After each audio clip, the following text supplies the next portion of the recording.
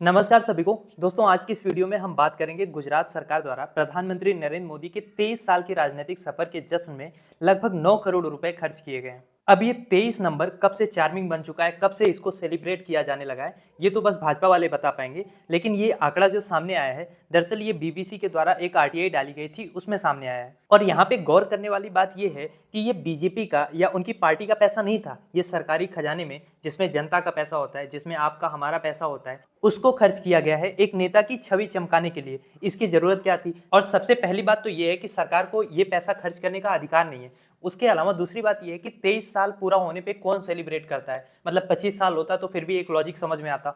ये 23 साल वाली कौन सी नई जुबली आई है? मतलब पैसा खर्चना है तो किसी भी नाम पे खर्च किया जा रहा है। तो क्या कुछ हुआ है, आइए सब कुछ आसान भाषा में और डिटेल में समझते हैं। तो देखो, हुआ कुछ नहीं है, ठीक है। चर्चा बहुत थोड़ी सी है, इसको मैं भारी बना के आपके सामने रख रहा हूँ। क्या होता है, जब आप डॉक्टर बनना चाह रहे हो, इंजीनियर बनना चाह रहे हो, तो कई बार आपको लगता है ना कि कॉलेज की फीस कितनी ज्यादा है, उसमें लाखों रुपए तो आपके एडमिशन में लग जाते हैं। पर आप विश्वास करो, खर्चा हर जगह ऐसा ही हो रहा है। एक फकीर को फकीर बनाने में करोड़ों खर्चा हो जा रहा है। मतलब रियल फकीर बनाने में इतना खर्चा नहीं होगा, लेकिन फकीर जैसा बनाने में करोड़ों रुपए खर्च हो रहे हैं। और ये पैसा है किसका? ये पैसा है जनता का। ये पार्टी का कोई फंड नहीं है। ये पैसा जनता का है, जो 30% इनकम टैक्स देती है, उसके बाद जीएसटी देती है, रोड टैक्स देती है। कुल मिला जुला के एक आम इंसान अपनी कमाई का लगभग 50 से 60% टैक्स में देता है। और उसको फिर कैसे खर्च किया जाता है, ये बातें आरटीआई से निकल के आती है। दरअसल हुआ यह है कि प्रधानमंत्री नरेंद्र मोदी जी ने 23 साल का अपना राजनीतिक सफर पूरा किया है, उस बात का जश्न मनाया जा रहा था। और जश्न के लिए पैसा जो है वो पार्टी से नहीं आया, बल्कि जनता की जेब से गया।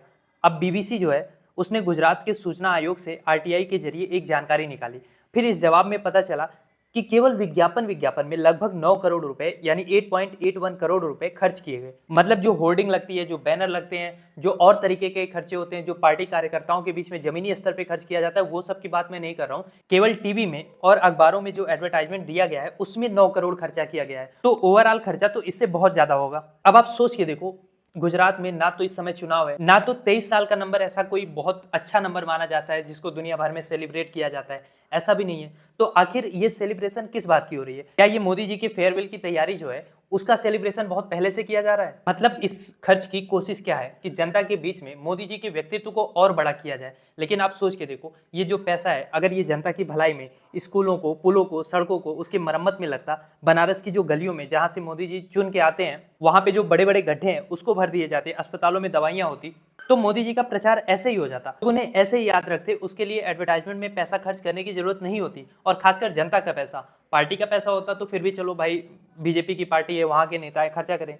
आप जनता की तिजोरी खाली कर रहे हैं। कोशिश ये हो रही है कि मोदी जी को किसी तरीके से विकास का पर्यायवाची बना दिया जाए। और विज्ञापन की भाषा ऐसी है जैसे किसी राजा या किसी सम्राट की जय जयकार नहीं लिखी जाती थी, पहले शिलालेख वगैरह लिखा जाता था कि सम्राटों के सम्राट मोदी जी, विकसित भारत के स्वप्न दृष्टा, गुजरात के गौरव के प्रतीक, विकास पुरुष, यशस्वी प्रधानमंत्री नरेंद्र भाई मोदी जी को बधाई। मतलब खुद ही खुद पे पैसे खर्च करके खुद को बधाई दी जा रही है।